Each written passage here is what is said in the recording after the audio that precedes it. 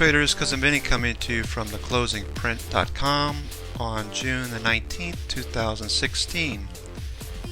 In this edition of your weekend video newsletter, we'll talk about the indices, all of which were lower. Tick cumulative is higher, but it did make a bearish turn, most notable since the December 2015 bearish cross. NYSE and NASI for both the New York Stock Exchange and the NASDAQ Composite. Summation indexes are lower. Breadth, not terrible, with the New York Stock Exchange high-low percent is bullish. High-low, we're at 85.45%, which is a very strong record high percent. The fear indicators, VIX and put call. VIX faded from 23, closing at 19.43, with CPC bullish, pulling back from being north of 1.40. We'll cover that and look at the chart. Currencies, the US dollar is inside the standard deviation 1 bands. It bounced at the lows. Bonds, TLT is at highs, and the UST SPX bond stock ratio is oscillating around the 65 MA, as is the S&P 500 versus AGG and TLT. Gold is at the top of a range, really bullish candle on Friday. Fed macro signals, we know what those are.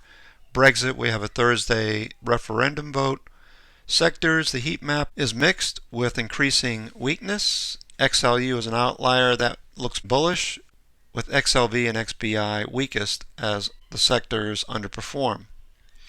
Setups, we'll look at the IB50 new list, and Bulkowski, we have 4 or 5 are bullish, and we have the CPI signal bearish since June 9th, 2016.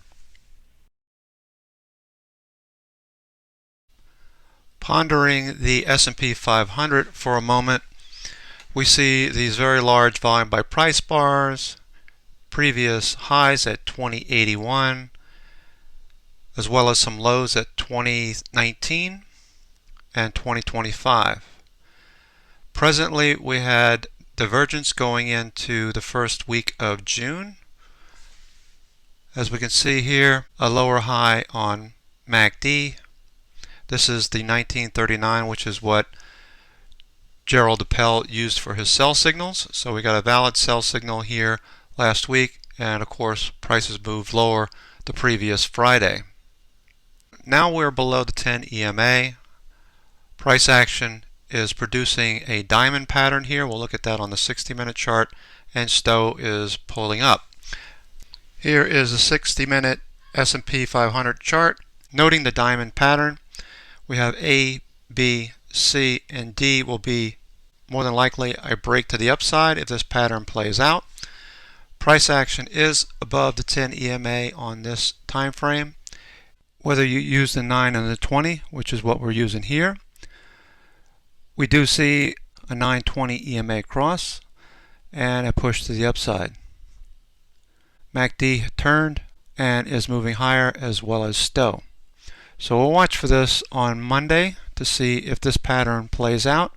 We do have a higher low as prices pull back this week.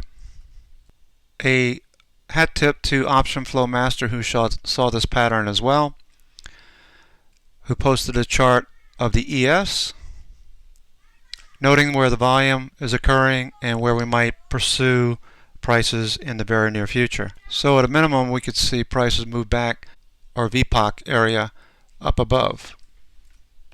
Finally, here is the S&P 500 buy-sell indicator, which we'll discuss in a second. We bounced right at this lower level, 2049, and continue to push higher. Same pattern we were showing before. But note that these indicators are starting to converge, and when we see them converge, of course, that becomes a bullish indicator. As we saw back here in late May, when we made this move higher, these two converged. Again, as these indicators are moving lower, converging, that's when you see price action move higher. Okay, so that's going to do it for me. This is Cousin Vinny coming to you from theclosingprint.com. I hope this helps. This is your weekend video newsletter. Take care, and we'll see you in the room on Monday.